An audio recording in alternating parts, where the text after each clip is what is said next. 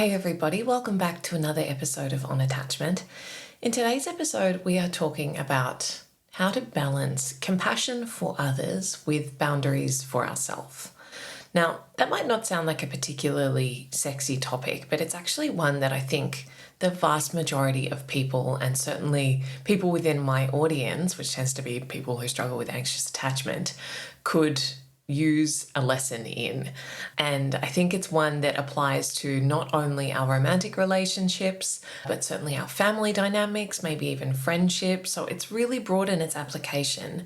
And at the heart of this is, how to stop abandoning yourself in an effort to understand and accommodate others, and particularly in the context of understanding the motives behind someone's behavior, the context for their behavior, what leads them to be the way they are.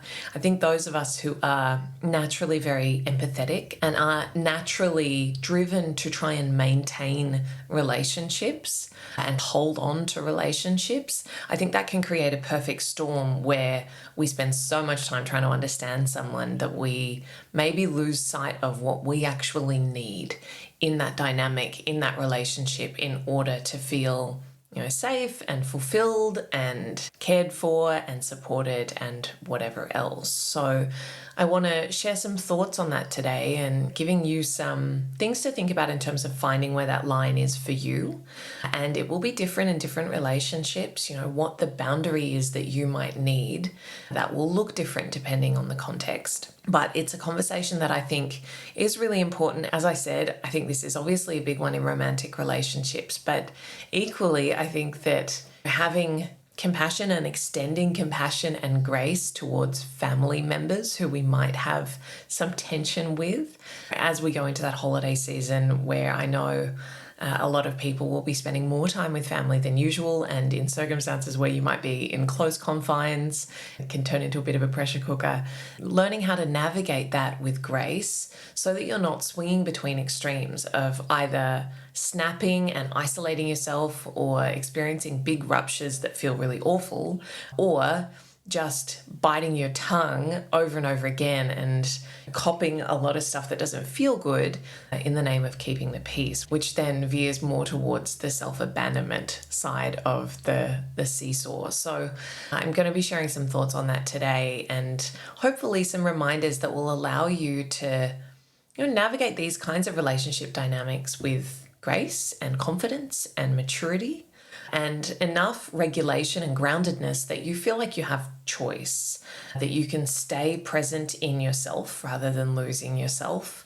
But you have enough ability to see the situation clearly such that you're not being highly reactive and emotional in your decision making from a place of fear or stress or overwhelm, which, as I said, I think they're the two extremes that we tend to swing between when it comes to things like this. Before I dive into today's discussion, a couple of quick announcements. My Black Friday sale is now live. You may have gotten an email from me if you're on my email list, along with the 5 million other emails that you'd be getting this week. It's a very generous sale, up to 75% off. I've got a masterclass bundle, which includes all my masterclasses, and my Higher Love course, which is my breakup course, as well as my Secure Together course, which is my Anxious Avoidant Relationship course. All of those are heavily discounted this week. So if you've been interested and eyeing any of those, now's a really great time to jump in. I've also opened applications this week for Homecoming, which is my 6-month mentorship mastermind program. It'll be kicking off in February next year. It's a small group program. It's the most intimate way to work with me at the moment. So if you are looking for a higher touch experience, a way to work more closely with me, I would love to receive your application for Homecoming. I'm really looking forward to running this program again. I had to take a bit of a hiatus to be pregnant and have a baby, but really looking forward to kicking that off in the new year. Okay, so let's dive into this conversation around compassion and boundaries and how to balance them and what that actually looks like. So I want to start by looking at what happens when we don't have compassion for others, which, as a side note, tends to go hand in hand with when we are not very good at having self-compassion. So when we lack compassion for others, we tend to be highly judgmental, critical. We tend to take things very personally, so we're very much more reactive and defensive. If we judge other people's behavior through this lens of right and wrong and how could they do that, and we put ourselves at the center of the story and we feel like everything is a personal attack. It really makes us very susceptible to having quite insecure, volatile relationships, right? With a lot of conflict, a lot of rupture, a lot of misunderstanding, and we'll often react to people's behavior with a very naturally defensive response, which makes sense when we think that the behavior is directed at us and we don't like the behavior. We think that everyone's out to get us, trying to hurt us, or are callous and careless in their behavior. And that feels so threatening to our system. And so we feel like we have to do something about it. And oftentimes that looks like telling them about how bad they are and how could they do that. But believe it or not, responding in that way to someone and, trying to tell them about all of the ways that they are wrong and bad tends not to play very well. And I'm sure that you know this as well as I do, because most people, I would say the vast majority of people, the vast majority of the time, do not set out with the intention to hurt others, to cause harm, to be cruel, to be unkind. Usually there is some other thing there going on for them. And even if the desire that is really driving their behavior is a self-centered one, we could use common examples like ghosting, right? That's a behavior that most people would agree is not a great behavior. And it's easy, if ever I've posted a video on Instagram about ghosting, the comments are always riddled with people who have obviously been on the receiving end of ghosting and are very hurt and want to say things like, anyone who ghosts is just a coward and selfish, narcissistic, whatever other things we want to put in there. And I get it. I get that when you are affected by behavior that you don't like, that you wouldn't choose, that if you cared about someone, you wouldn't behave towards them in that way. But we can also see that maybe behind someone's ghosting is a desire to not hurt someone's feelings, or intense anxiety, conflict aversion, fear of someone taking it the wrong way or getting angry at them, a commitment to peace and not wanting to have that discomfort and that awkwardness, right? And I'm sure that at various points along the way, we've all felt one of those feelings. Now, that doesn't mean that we would all choose ghosting as the solution, but we can relate to the underlying emotional experience. And so compassion is really about looking through behavior, looking through the what, and feeling into the why and going, oh, okay, that makes sense. I don't necessarily like the behavior. I don't necessarily agree with the choice that you made, but I can understand where it came from. Now, I think, as I said, a lot of people who are more empathetic, which tends to overlap with people with anxious attachment, those of us who are very attuned to other people's emotional states and very curious about other people's inner worlds, tend not to struggle so much with the compassion part. If anything, we tend to overdo it on the compassion part and be so accommodating of other people's inner world and so understanding about why they might have behaved the way that they behaved, that we start to make excuses, or that we veer into the territory of self-abandonment, right? And that looks like when someone behaves in a way that is hurtful, harmful, unacceptable, intolerable to us in some way, and we spend that time trying to figure out why they did it. And then because we think we figured out why, then we decide that it's okay. And we overlook the part in the situation where that behavior is really not workable for us, not tenable for us. And we sort of plow forward, blinded by our empathy and our compassion. And it becomes really imbalanced because we've forgotten about ourselves in that equation. And oftentimes, in the case of anxious attachment, that is coming from the part of us that wants to hold on to a relationship. And maybe we can justify doing so if we go, well, it's because of XYZ thing. They did it because they were scared. They did it because they were very stressed. And when the thing that they did is something that is unacceptable, that crosses a line for you, that's where we can get into a bit of a danger zone in terms of not having our own back and not taking good care of ourselves, not advocating for ourselves in terms of where our limits lie in relationships, okay? And so it really is absolutely paramount that we find a way to walk the line in the middle. And this is challenging for people with insecure attachment to do. This is really the crux of like all of my work, is finding our way to a healthy middle and figuring out what that looks like, because we do tend to swing between extremes on all fronts, right? On boundaries themselves, anxiously attached people tend to have no boundaries avoidant people tend to have super rigid boundaries. And I think as anxiously attached people start to do the work of bringing more boundaries into their lives, it's really easy to pendulum swing and overcorrect into something that is really rigid rather than something that sits in the healthy middle, that is flexible but firm. So it's really essential, as I suppose a prerequisite to being able to figure out where that line falls, is to be attuned enough to yourself and your inner world to know what you're okay with, what you're comfortable with. And if you've had a long pattern of self-abandonment, then you've probably not got a great internal radar for what is okay behavior. If you've always been in this pattern of making excuses, of holding on to a relationship at the expense of your well-being. And so that's going to be part of your work, is almost honing your sensitivity to your own internal feedback system rather than overriding that internal feedback and just, plowing forward, making excuses for someone else, giving someone 1,000,001 chances to do the right thing, and actually asking that question of what does taking great care of myself in this situation look like? If I was really firm in my worth and my self-respect and my boundaries, would I be available for this kind of dynamic? If someone has a pattern of behavior that's really unacceptable to me and really I can't tolerate, am I just going to keep telling them that they can't do this anymore, and then they do it again, and then I continue to tell them that they can't do this anymore, but I don't actually follow through on what I am saying? I think that the gap between actions and words, we always judge other people for their words and their actions not aligning without realizing that we are guilty of the very same thing when we don't uphold our boundaries. So understanding what your limits are and being committed enough to them that you will follow through on them, right? If you say, I cannot tolerate this, then you need to be the one to pull the trigger if behavior continues that you cannot tolerate, and you need to. Of course, it's disappointing if someone doesn't respect a boundary, but it comes a point where you need to extract yourself from the situation or modify something on your side rather than just stomping up and down and saying, it's so unfair, why aren't you changing, right? And that's a place, again, where we can get really stuck. And it tends to be for those of us who don't want to let go of a relationship and don't want to let go of the hope of change in a relationship. And that's a really powerless place to be, right? We can really feel like a victim when we're in that. And I say that lovingly. I say that as someone who can very easily fall into that, feeling like the only thing that will make us feel better is the other person doing what we want them to do so that we don't have to do the thing that we're scared to do, right?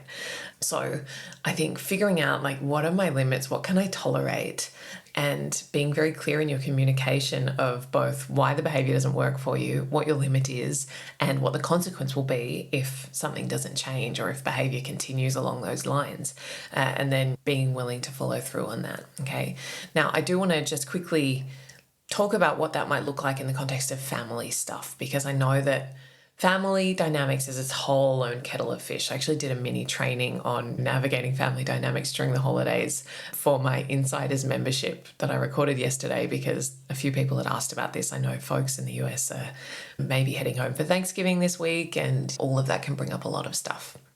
Now, romantic relationship boundaries, family boundaries can play out quite differently. They can look quite different. And that is for the simple reason that for most of us, we can potentially leave a relationship, but cutting ourselves off from our family is going to feel like more of a last resort. That's going to feel really like a big call to make. And that is the right call for some people in some family dynamics. But for most of us, obviously, that is not what we want, to have to go no contact with family members. And so where we find the line in terms of compassion for others, boundaries for ourselves, that might look a little different, and we may need to do a little bit more negotiation, maybe a little bit more tongue biting, just in the interest of self-preservation. I think the parameters can look a little different when it comes to family. So how I would approach this in a family context is assuming that these are people who love you, you want to maintain a relationship with your family, you want to enjoy family time. Try to be really generous and extend a lot of grace in terms of, again, people's intention. I think that it's really easy in a family context to revert to our original roles in the system, to, as an adult, feel like you've gone back to being a teenager or a child or both in the course of a day or a meal. You might be transported back in time, and the triggers that existed there, the dynamics that existed there, the reactions that come up can feel like old versions of yourself and old parts of yourself that you are being brought into contact with in a way that kind of still has some charge or sting to it. So being really connected with yourself, very self-aware, and all of the tools that I've talked about many times on the show around processing triggers, pausing before you react, bringing a bit of curiosity to your own experience in terms of like, what story am I telling myself? What am I making it mean? What intention am I imputing onto them? And how is that leading me to respond or react? Is that necessarily true? Is there a more generous interpretation that I could extend here? All of those things are going to be really resourcing and regulating for you. On that note, be very mindful of, how full or empty your bucket is as you go into those environments. So take good care to really resource yourself, to regulate yourself, and to have a toolkit of things that you can reach for to bring yourself back into a little more regulation. So that might be going for a walk, it might be listening to some music or doing a guided meditation, maybe limiting alcohol. I think we all know that alcohol can be an accelerant or a way to amplify a lot of these dynamics. So if you know that you tend to get a little more fiery after you've had a few drinks, maybe be mindful of that and maybe set a boundary for yourself that you're not going to snap or you're not going to go there if people have been drinking, because it's just not going to end well, right? And part of being self-caring, self-responsible is not doing things that we know are going to really reliably lead to outcomes that are going to leave us feeling really shitty. So taking good care of yourself and making good decisions on that front. And maybe if there are certain triggers or things where you would usually take the bait and have a rupture, really consciously orienting to, I'm going to take myself out of this. So if there's a comment that's made and maybe you don't want to do the emotional labor of having some big explanatory boundary conversation. Again, depending on the context, if you have family who are likely to be receptive to that, then wonderful. Take someone aside and say, hey, I know that you don't mean any harm, but can we just not talk about whatever thing this Thanksgiving or this Christmas or whatever? Like, can we just steer clear of that topic? I really don't want to talk about it. I don't want to talk about it in front of everyone. I'd really appreciate it if we could just not go there. If you can have that conversation and someone's, likely to understand or be receptive, great, do that. Advocate for yourself, take care of yourself, be proactive in setting those boundaries. If you know that your family is not going to be receptive to that, and maybe you've got parents that are emotionally immature, other people in your family that are just, that's not going to fly, then you may need to just get up and leave the room or excuse yourself or whatever if those things do come to fruition in a way that doesn't feel good, rather than just sitting there and gritting your teeth and bearing it or reacting and experiencing a very predictable kind of rupture. Your job is to take care of yourself, and actually doing that, while you might feel the people pleaser within you might feel like, oh, I can't do that because it's going to be awkward or uncomfortable or I don't want to make a scene, resourcing yourself and doing what you need to take good care of yourself so that you can be present and grounded and in connection, that is actually much more loving and compassionate than just suppressing something that feels really intense within you. So knowing that about yourself, knowing that about your family. And I think one other thing that I want to say, and I said this in the training I recorded for my membership yesterday, is there can be a part of us that really wants our family to be different and to change. And families do change and evolve over time, and that can be for better or for worse. But I think we do have to be realistic in our expectations of how people in our family are. And again, this applies for romantic relationships as well. So you can apply what I'm about to say, you can apply it there. If people have shown you again and again and again who they are, how they are, what their capacity is, and you keep pushing against that and trying to get them to be different and maybe trying to earn their approval or trying to persuade them to see things from your perspective, trying to get their validation, and it always falls flat and it always feels very disappointing and exhausting, and you end up feeling, worthless or hopeless or upset or hurt, I think you need to really look at the writing on the wall in those situations and go, okay, knowing what I know to be true, of course there is a part of me that wishes it was different, and having so much compassion and gentleness towards that part, while also being mature and self-responsible enough to go, things are the way they are, and in light of that, how do I want to be? how do I want to go into that environment knowing what I know to be true about how that environment has always been and how it is likely to be this time. So having realistic expectations and going into it with eyes wide open and planning for that, rather than almost having an element of denial and maybe almost naivety about how that's likely to go, and then being disappointed, being frustrated, and being hurt as a result. So that's just a little word of advice. If that applies to you, I'm sure you'll know if it does. Okay, I'm going to leave it there because this is getting long, but I really hope that that's been helpful. As I said, this is broad in its application. It is all of our relationships, particularly if you are of the type of person who is likely to fall into that trap of self-abandonment, of making excuses for people's harmful behaviour, of giving people 1,000,001 chances when they keep letting you down or keep crossing a line or keep hurting you. It really is over to you to not only set the boundary, but follow through on the boundary and take protective action for yourself. And we talk about self-protection a lot, and I'm not talking about kind of knee-jerk self-protection here. I'm talking about mature, embodied, deliberate self-protection. And that is really your responsibility to yourself. And that's a huge part of the healing and growth journey, is going, okay, what do I need to do to keep myself safe here?